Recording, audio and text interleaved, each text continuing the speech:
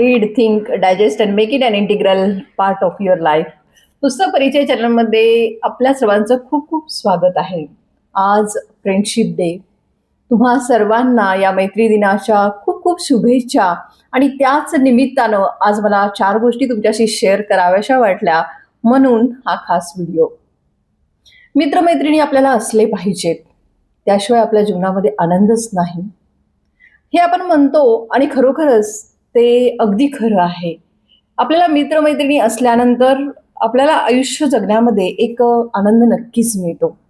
पण ही मित्रमैत्रिणी निवडताना थोडी काळजी आपण घेतली पाहिजे, आणि त्याविषयीच आज मी तुमच्याशी बोलणार आहे. पहिली गोष्ट, ज्यावेळी आपल्याला एखाद्याशी मैत्री करायची आहे त्यावेळी ती निवड जी आहे ती निवड योग्य असायला हवी. म्हणजेच काय, तर आपली थोडी भेट झाली, म्हणजे थोड्या वेळासाठी भेट झाली की लगेचच आपण त्याच्यावर विश्वास टाकून मैत्री करू नये, तर थोडा वेळ जाऊन द्यावा. मग थोडा वेळ गेल्यानंतर आपल्याला त्याच्या कृतीमधून लक्षात येतं की आपण त्याच्याशी बोलल्यानंतर, त्याच्याबरोबर राहिल्यानंतर आपल्याला कसं फिलिंग होतंय.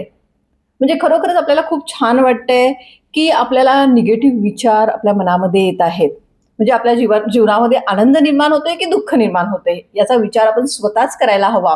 आणि मग जर आपल्याला खूप आनंद होत असेल, खूप छान वाटत असेल, काही चांगल्या गोष्टी त्याच्याकडून आपल्याला समजत असतील, त्याच्याकडून काही शिकायला मिळत असेल, तर नक्कीच त्याच्याबरोबर आपण मैत्री करायला हवी. म्हणजे पहिली गोष्ट महत्वाची काय असेल, तर निवड.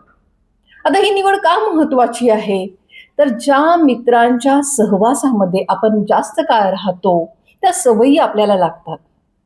आणि म्हणून या सवयी, आणि आपल्याला माहितीच आहे की वाईट सवयी लागायला अजिबात वेळ लागत नाही. पण तुम्ही विचार करा, एखादी वाईट सवय जर आपल्याला घालवायची असेल तर त्यासाठी आपल्याला अथक परिश्रम करावे लागतात. आणि म्हणून अशा वाईट गोष्टींकडे, वाईट सवयींकडे आपण वळले जाऊ नये, यासाठी ही निवड आपण काळजीपूर्वक करायला हवी. त्यानंतर आपण मैत्री केली, आपण खूप अटॅच झालो.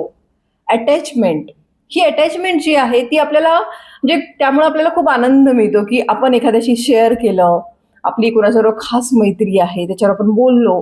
पण ही जी अटॅचमेंट आहे त्याला एक मर्यादा आपण घालून दिली पाहिजे. शक्यतो महिलांचं काय, माझा तर स्वभाव अगदी तसाच आहे. कोणी जरा गोड बोललं की जे काही आपल्या मनामधलं आहे, अगदी खरोखर आत वेगळं आणि बाहेर वेगळं असं अजिबात नाही, तर जे काही आपलं असेल छोट्या मोठ्या गोष्टी त्या सगळ्या सांगत बसायचं. तर हे आपण थांबवलं पाहिजे. आणि कितीही आपली मैत्री घनिष्ठ असली, कितीही क्लोज असली, तरी सुद्धा आपण एक मर्यादा घालून द्यायची की हां, ठीक आहे, मैत्री आहे, ठराविक गोष्टी शेअर केल्यामुळे, ज्या गोष्टी शेअर केल्यामुळे कोणताही प्रॉब्लेम होणार नाही त्या गोष्टी आपण नक्की शेअर कराव्यात. पण काही गोष्टी ज्या आहेत आपल्या पर्सनल गोष्टी, आपण त्यांच्याबरोबर कधीच शेअर करू नये. आणि या गोष्टी आपल्याला नंतर ज्यावेळी आपल्यामध्ये काही मतभेद निर्माण होऊन आपल्याला लांब व्हावं लागतं, त्यावेळी आपल्याला ही गोष्ट जास्त त्रास देते की का आपण उगाचच काय ह्या गोष्टी लोकांवर आपण विश्वास ठेवला. तिसरी गोष्ट, आपण मैत्री आहे म्हणून मदत करतो. ही मदत करीत असताना आपण अपेक्षा नाही ठेवायची की हां, मी तिला एवढी मदत केली आणि मग ती माझ्याशी असं वागली. अपेक्षा नको.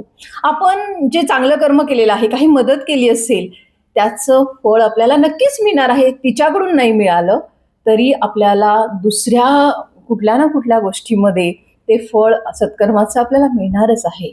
त्यामुळं मैत्रीमध्ये मी तुला मदत केली ना, तूही मला केली पाहिजेस, हा अट्टहास नको, अपेक्षा नको. म्हणजे आपली मैत्री जी आहे ती निखळ राहील. आणि सगळ्यात शेवटचं आणि महत्त्वाचं, की मी ज्या अगोदर सांगितलेलंच आहे की ज्या काही आपल्या पर्सनल गोष्टी आहेत त्या शेअर करू नयेत. म्हणजे जेवणाचं ताट आपण द्यावं, पण बसायचा पाठ देऊ नये असं जे म्हणतात ना, ते अगदी खरं आहे.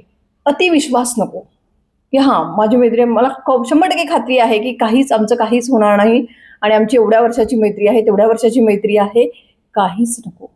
एक गोष्ट आपण सदैव लक्षात ठेवायची की आपण या जगामध्ये येताना सुद्धा एकटेच आलेलो आहे, आणि जाताना सुद्धा आपण एकटेच जाणार आहोत. त्यामुळं जेवढ्या लवकर आपण अटॅच होतो एखाद्या व्यक्तीशी तेवढ्याच लवकर आपल्याला डिटॅच पण होता आलं पाहिजे. तर मग आपण आनंदी राहू, नाहीतर आपल्याला अनेक गोष्टींचा त्रास सहन करावा लागेल. नक्कीच आपण सर्वजण आयुष्यामध्ये खूप मित्र करूया, पण जे आपले जवळचे मित्र असतात ती निवड मात्र आपण काळजीपूर्वक करूया. थँक्यू.